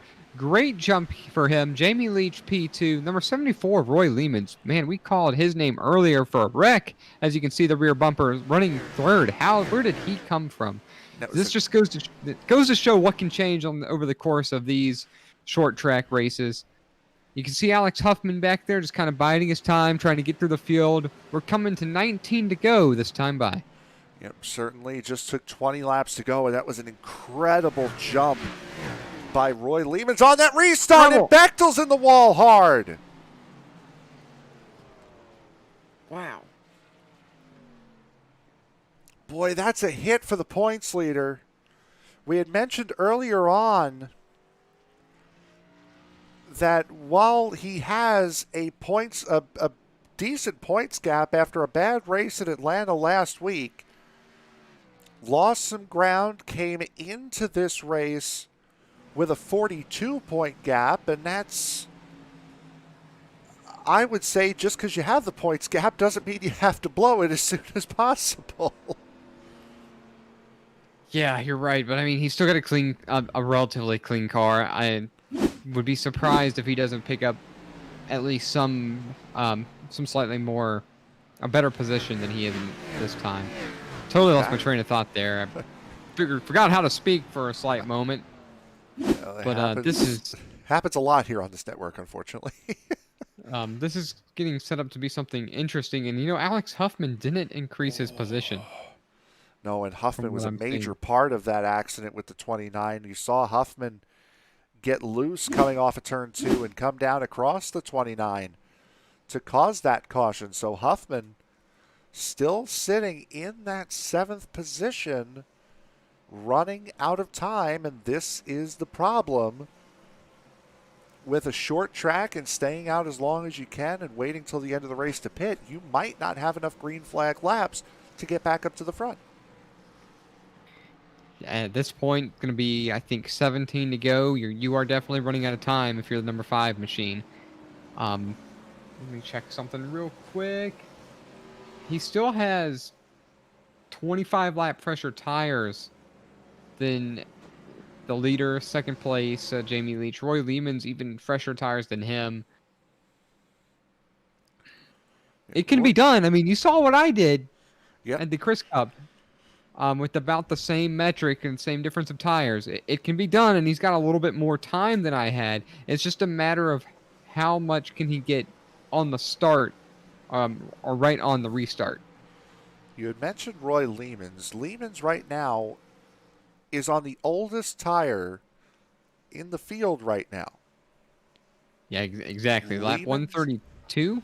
Yep, Lehman's last came in on lap 132. The two drivers directly in front and behind him both came in on lap 140. Then beyond him, Stephen Holmes, Alex Huffman all came in on lap 165. So there is a tire disparity that does not favor the driver of the 74, but yet when it's a short track and the race is all about track position, doesn't really seem to matter much. No, it does not. Here we go. The pace lights are out. Frank, we like listening to you talk. I'm going to throw it at you this time if you weren't already prepared. All right. And then I will color it up as needed. It'll be Jeff Pogo starting on the outside here. Jamie Leach on the outside, on the inside, pardon me, of the front row. Justin Winters and Roy Lehman switch positions from the last restart. Pogo this time holding them down instead of taking the early jump. Green flag is back in the air. Pogo clears the 13 heading into turn 1. Lehman still able to body that 52 out, and now Huffman is in the wall in the back. Wow, it's still a clean machine, but not what he needed. He's got the freshest tires, but this goes back down to that aggression. Sometimes it works for you, and sometimes it doesn't. And getting by these guys are going to be very difficult. Stephen Holmes, Troy Torgerson, man, in that battle there. We'll show it again here from overhead, as it looks like Holmes and Torgerson. Yep, those two got together. It sent Torgerson down, and boy, Luke LaFaro really lucky not to get seriously collected in that one. And the caution has come out while we were looking at those replays. The one of Chris Brown has had an issue.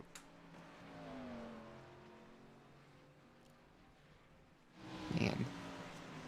We'll see again. All right, so this is changing a lot, and at this point, I'm starting to wonder if Alex Huffman isn't in this thing anymore. Boy, LaFaro got very lucky not to have gotten hit by the 5. Was not so lucky with the 1. Not at all. It's coming down to the wire. How many more do you think? 2? I don't know. I don't know. I wish I had a better answer for you, as Huffman is in pit lane with Evan Pienta right now. So those guys now going to be at the back. Randy Bechtel, who had that incident a couple of cautions ago, is now back up into 8th. So Bechtel is one of the guys that's on the run, is on the move forward. It's not going to help him that Jeff Pogo, one of his title rivals, is leading this race, as we'll go to the point standings once again here. This is coming into tonight. That Jeff Pogo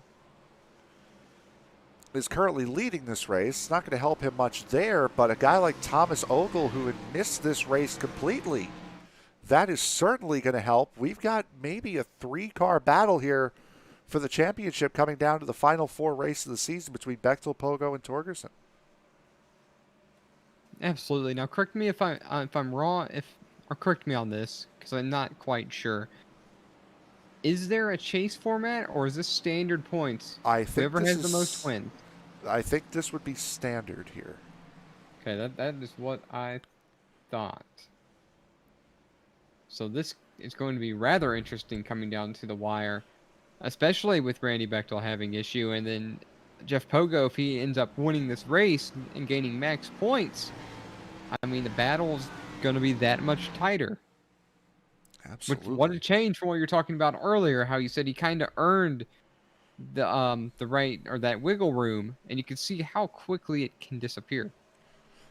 And just a couple of bad races. And by the way, I had forgotten a race in between there, as Evan Pienta currently running in the 16th position, a far cry from where he was starting on the pole for this race, leading a vast majority of the first half of this race, has fallen back to 16th.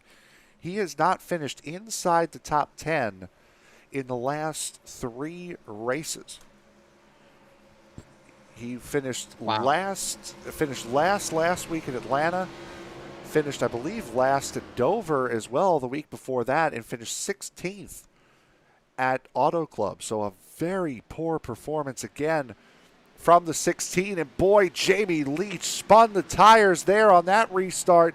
That opens up Justin Winters into the 2nd position. Trouble. And now Lehman's is around. No we caution. stay green. Gosh, what a crazy race as Jeff Pogo still retains the lead. Number 52, Justin Winters, I believe, trying to chase him down. You also got the number 98 machine, who's seen trouble multiple times up there. What a turnaround for Troy Turgerson. What would a P3 mean to him after the trouble of tonight's race? And to finish ahead of Randy Bechtel, who currently occupies the 4th position now, as Jamie Leach has gone around. Boy, this was just an absolute mare of a run for the 13 of Leach. Yikes. All right, one more, then we'd be at our 2. Had that awful restart. And now this. We'll go back to the restart for the 13. Watch the 13 here on that inside line, just completely bogs it down. And that in turn causes the 74 to be slow, forcing the 81 to run him over. And then this is the incident that brings out the caution, him racing with Randy Bechtel, and just lost it off of the corner. Bechtel losing a nose on that incident with Leach.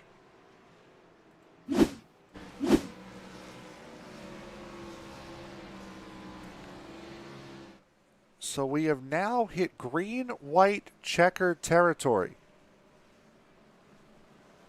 Jeff Pogo, Justin Winters, Troy Torgerson, Randy Bechtel, and Daniel Dill currently occupy the top 5, and you can see the damage on that number 29 of Bechtel. Such a clean race going, and these last 50 laps have really taken a toll out of that car. Yeah, it really has, and he needs to increase his finishing position the most that he can without losing anything. I mean, this is going to be crazy. I expect to see some more wrecking before the end of this thing here with the green flag, the green-white checkered. He's sitting 4th, so I mean, if he can finish top 5, that's a lot better than 8th, where he was a couple moments ago. I guess really, what do you think? 4th place finish? I guess he doesn't give up, what, more than 10 points to Pogo then? Yeah, no, it's 75 points for the winner here in this series and 70 to 2nd. So there is a little disparity between the 1st place points and 2nd place points. It's not the normal 43, 42, 41. So there is a good, you're right, about 7 or 8 point gap between him and Pogo right now. The top three in points right now, currently sitting in first, third, and fourth. Here as we come down to end the 12th round of the season. Yeah, this is about to be insane. That would be the These guys have been expectation. these guys have been driving hard the last 50 laps, harder in the last 25 laps, and now we're coming to the last 3 laps? Well, really 2 laps to be correct.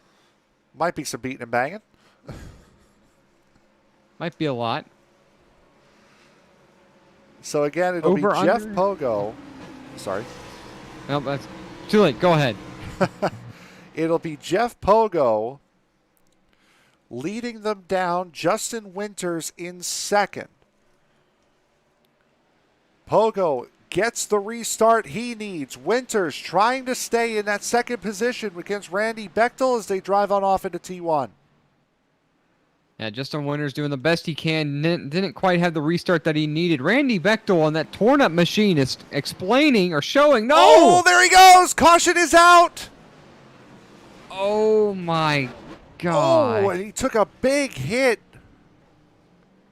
Oh, no. Now it is showing final lap. It also showed the caution. Okay, so the caution did come out. I think the leader had taken the yellow flag, had taken the white flag as he took the caution flag. He did. God. So Jeff Pogo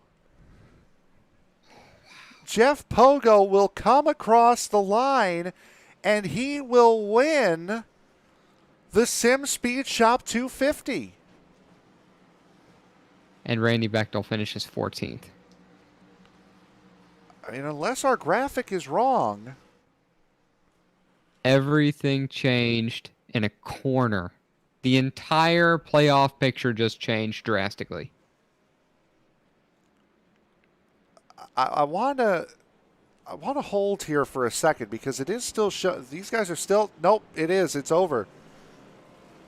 Jeff Pogo has won this race and is the only driver this year to have 3 wins on the season. Wow, that's incredible. Well, we went what, 10 races with 9 different winners. We've now, through 12, we have a 3-time winner, two other 2-time winners.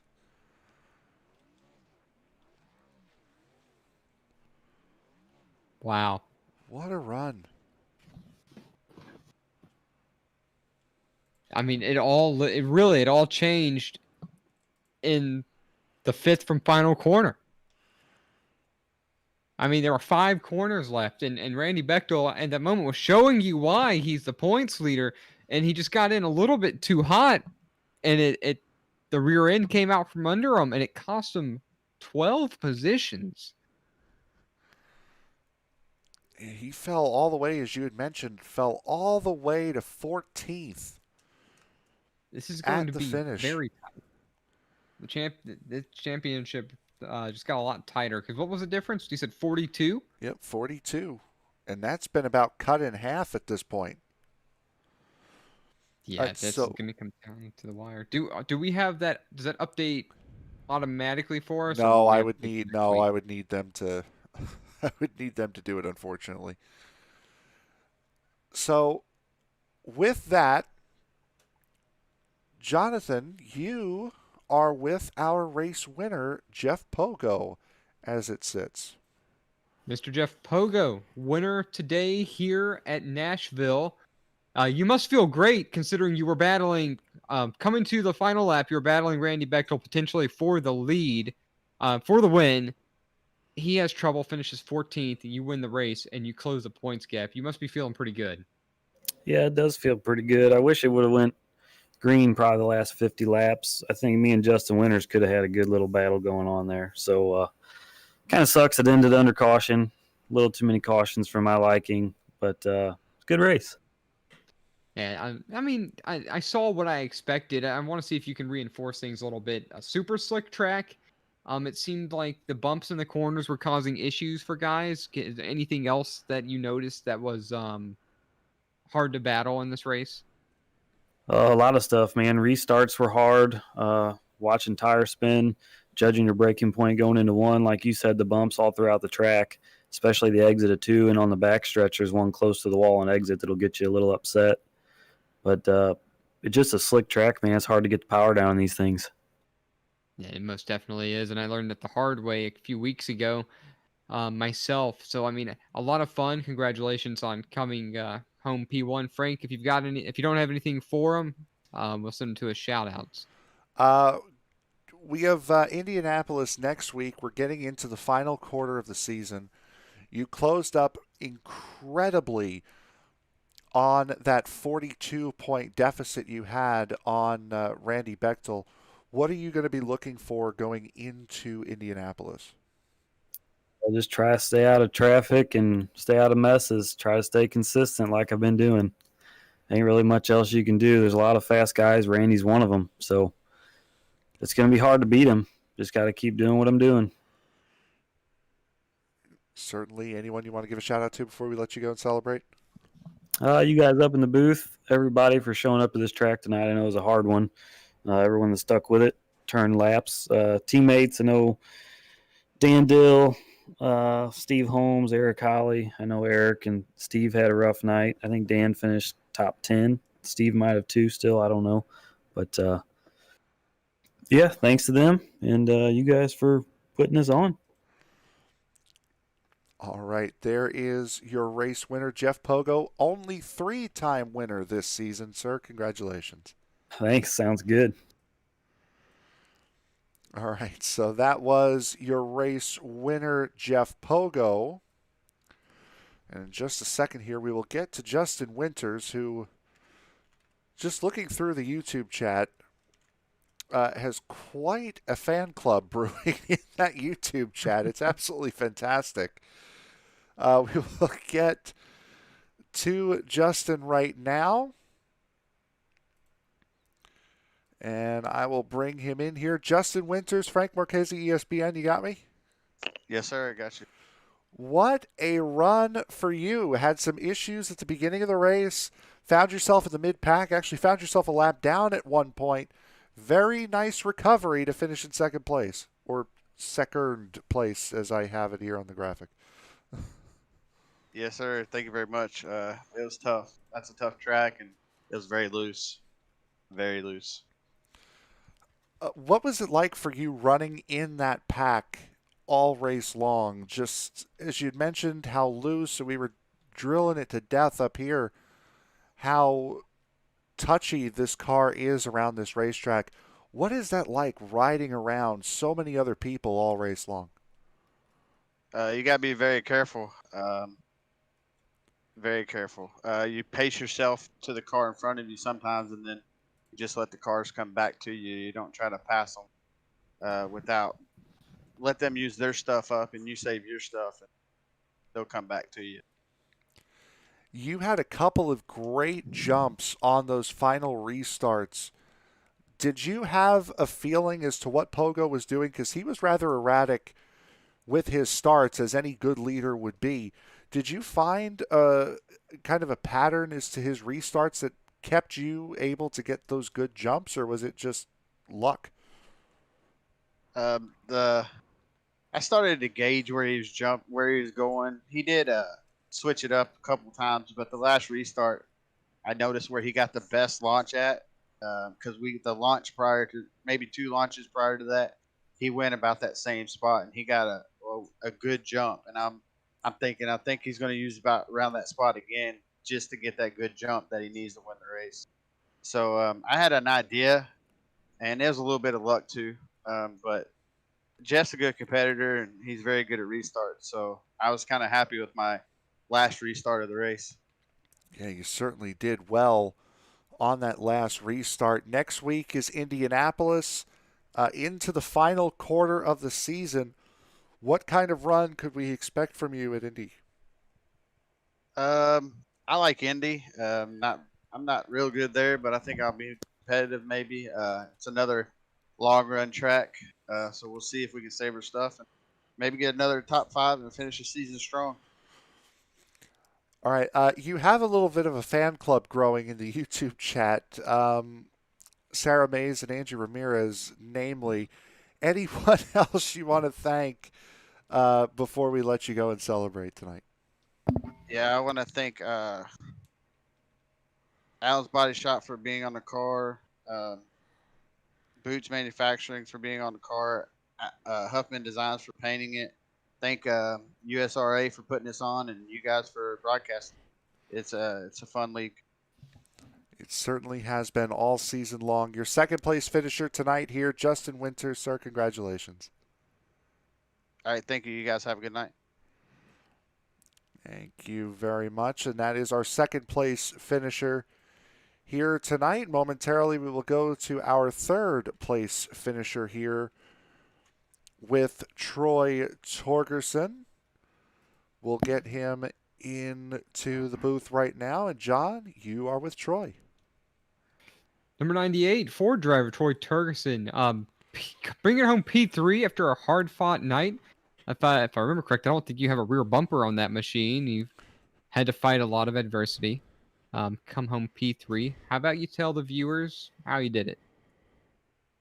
Yeah, to be honest with you, I'm lucky to have any sort of fender or panel on the damn thing, man. It was extremely loose on the bottom line, man. And early on, I just got too much throttle coming out of the corner and spun it out of the top 5 there and caused a caution. Then it went to the back and spun her again on that low line. Just couldn't get any help, any holes in the top lane there trying to get by people. I burned a set of tires early on when I first spun, and I just tried to keep it pointing straight. There was a lot of aggressive driving going there the last 50 laps, and the 5 car got below me there, and I think he spun because there wasn't enough room. There was somebody on the outside of me, and just being on the outside lane, the one restart where inside lane didn't go, and gained a couple of positions there, and you had to be on the outside lane though.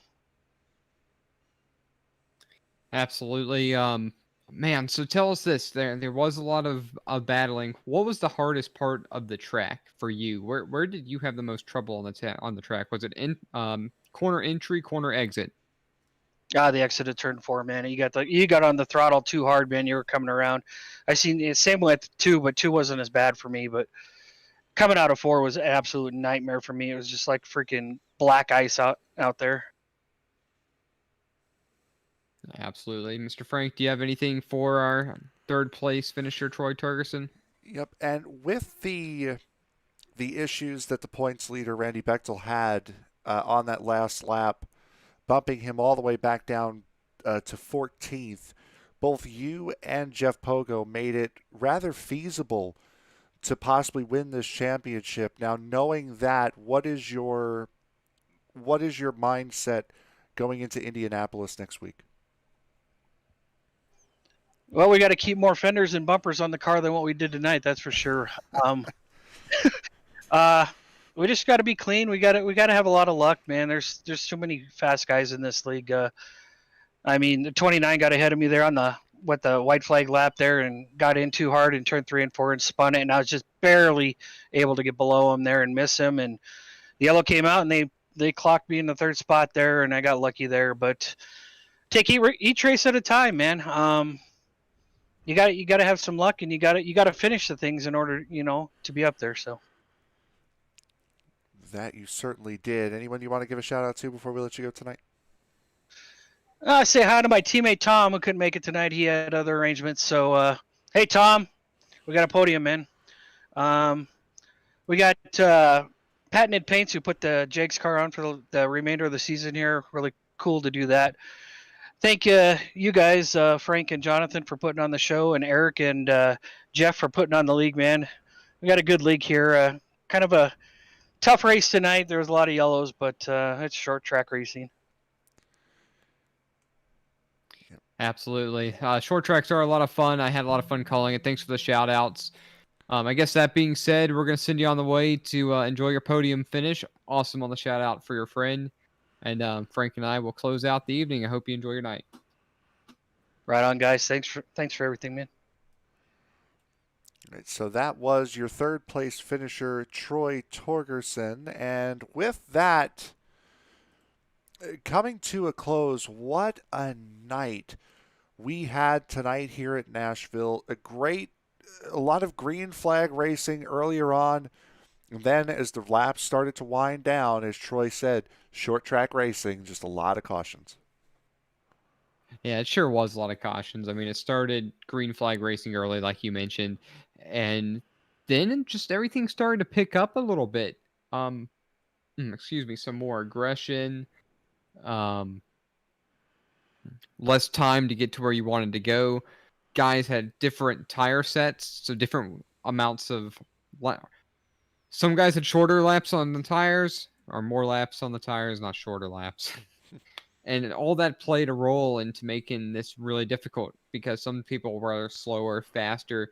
If you're in the way, some people might have driven a little bit outside of the means of their tires and their car. But I mean, it was a fun race. We saw a lot of action. Completely blew my mind with who won the race.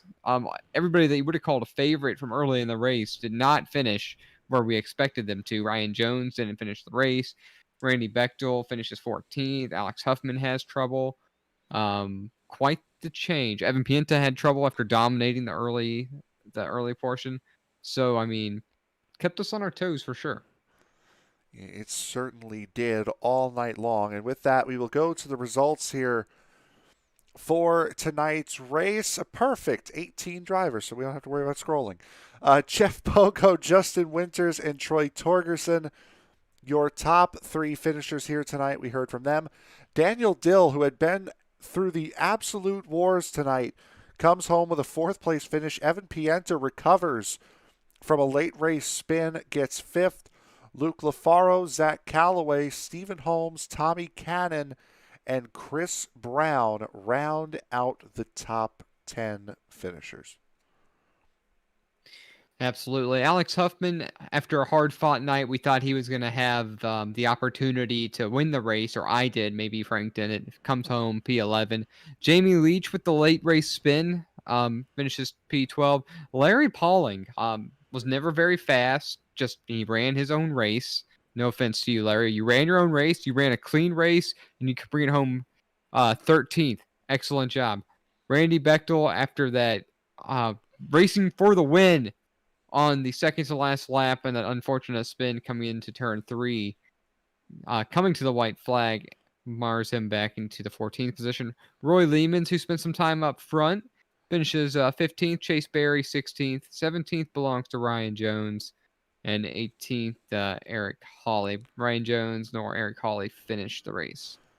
And that's pretty doggone good, though. To have 16 drivers out of 18 actually finish this race. Both of them ending their nights, unfortunately, in the second half of the race, is a very good show by the drivers here tonight at a very difficult racetrack. So we thank you very much for joining us here tonight. Should be right around feature time for the DOB 410 Sprint Car Series with Sam Cooper Bennett calling that from Lernerville right now, if you want to flip on over to that. Tomorrow night will be tomorrow night we're off. We are off on Saturday and on Sunday as well. So the next broadcast coming up here on ESPN will be the Rowdy Energy Cup Series, formerly the iRacing East Cup Series, on Monday night, their Daytona 500 coming up on the 15th. Sim Racers Edge will go on Wednesday, to Italy and the Monza circuit for round number 3 of their season. Then on Thursday night, the USRA Cup Series is back in Indianapolis at 7:50 p.m. Eastern Time. And then on Friday night, the Circle B Diecast Super Speedway Series, formerly the iRacing East Super Speedway Series, will be at Talladega in the ARCA cars for round 5 of the season. So for my broadcast partner, Jonathan Leach, my name is Frank Marchese. Thank you very much for making us a part of your evening. Have a wonderful